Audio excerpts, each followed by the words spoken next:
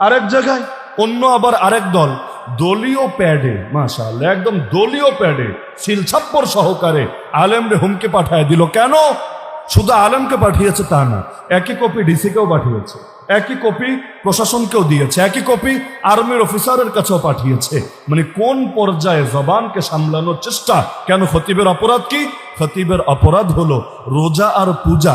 ওই যে একটা বক্তব্য ছিল, এটাকে কেন্দ্র করে তিনি কঠোর সমালোচনা করেছেন। এখন খতিবকে বলে দেওয়া হচ্ছে মসজিদের মধ্যে রাজনীতি টানা যাবে না। নাউযুবিল্লাহি মিন যালিক। তো মসজিদে রাজনীতি টানা যাবে না, কি টানা যাবে?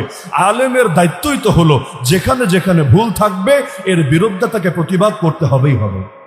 আওয়ামী লীগ ভুল করলেও ধরিয়ে দিবে কারা? আলেম উলামা। বিএনপি ভুল করলেও ধরিয়ে দিবে কারা? আলেম উলামা। জামাত ইসলামী ভুল করলেও ধরিয়ে দিবে কারা? আলেম উলামা। জাতীয় পার্টি এনসিপি ভুল করলেও ধরিয়ে দেবে কারা? আলেম উলামা।